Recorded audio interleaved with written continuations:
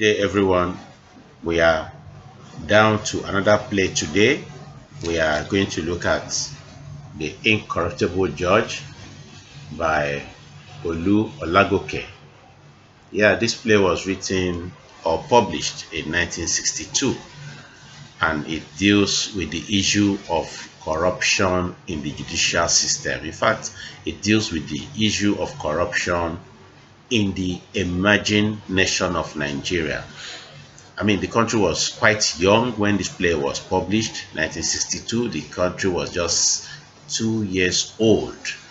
And the playwright deals with the issue of cola giving and cola receiving, more or less using a metaphor there to, to describe the idea of corruption. Because in those days, it was really something of a big deal for someone to say, I want to collect bribe from you, or you have to settle me. Even up to today, people still use all kinds of nuances to describe the attempts to take money or request for money for services to be rendered. So, what happened here? A young graduate, I would say graduate, we are talking of secondary school graduate. In those days, it was a big deal to be a secondary school graduate, yes. So, went to look for a job as a clerk in a government establishment, and he met the establishment officer who unfortunately requested for cola from him. And in his confusion, he had to go and meet a policeman to say, I went to look for a job, and the big man there requested for cola from me. And of course, the police officer, proven that as at that time, the police establishment was indeed a friend of the people and the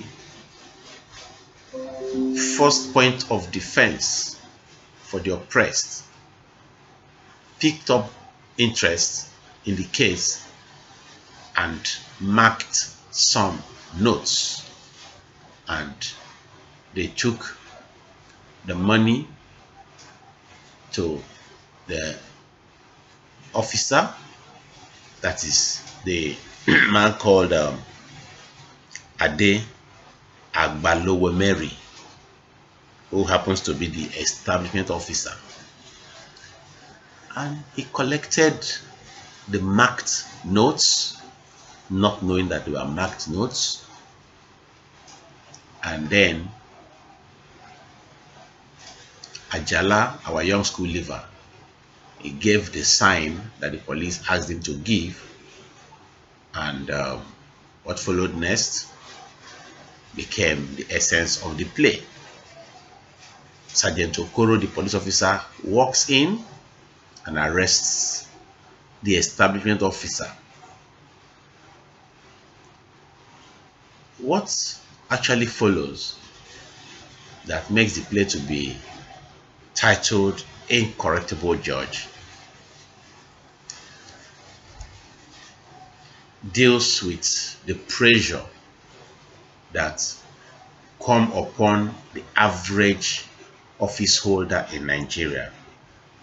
The kind of pressure that most often leads to office holders not keeping to the promise of their office, or not acting to the best interests of the general public. Because in this play, we see how this corrupt man started putting pressure on the father-in-law to the most influential man in the society, And all these people were people of some level of respectability in society, and he used them in trying to influence Mr. Justice Fadero from not finding him guilty, from not sentencing him to prison terms for the crime he committed. Well, Justice Faderi is not a man given to blackmail or pressure. So he stood his ground and based judgment on evidence before the court. And at the end of the day,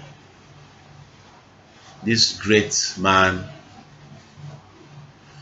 that thought that with money he can always get his way found himself in prison. What are we saying here? In The Incorruptible Judge, the playwright affirms that a society will make progress if those that sit at the apex of justice are incorruptible. If those that sit as judges, if those that sit as judicial officers are incorruptible. Today, when you look back, you see that our country now suffers from what you call jungle justice.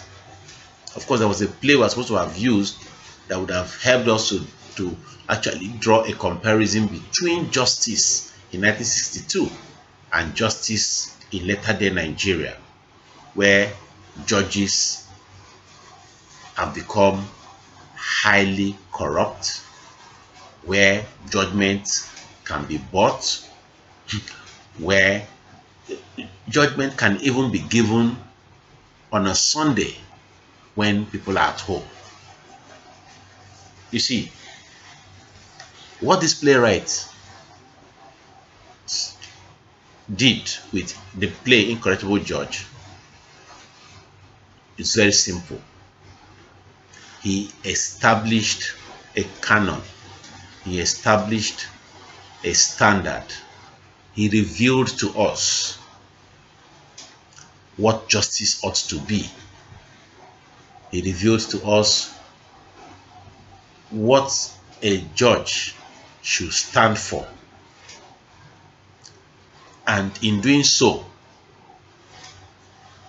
he points towards the future while coming from the past, warning us in advance what will most likely happen to society if justice becomes corrupt. In fact, in many scenes in the play, you will find the Mr. Justice Faderi almost sermonizing, almost like preaching, almost like letting those that put pressure on him to understand what will happen to society if justice becomes something that can be bought and sold at the marketplace. So, as a sociologist, our job is to look at the society that produced this play and the whole characteristics of the personalities that are in that society. Of course, we have seen that in that society, the educational system was very sound. We see Ajala and Femi talking about how they were trained never to give bribe, how the school they attended formed them and trained them to be patriotic, to be good citizens. And it is the impact of that training that leads Ajala to approach the police the moment the establishment officer asked him for bribe. And we also see the police of that time.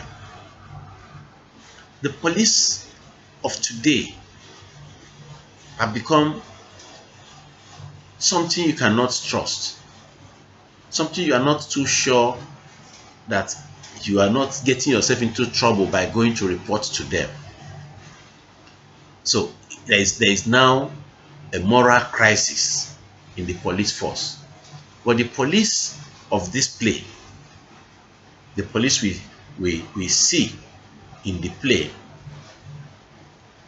is a police that is the people's police, that is driven by service, and that played out fully in the play. Then if we now also look at society itself, we now discover that society sometimes is responsible for its own problems. Society sometimes is the creator of its own problems, because people that should know or ought to know that what is wrong, like you know, Duro and the rest of them,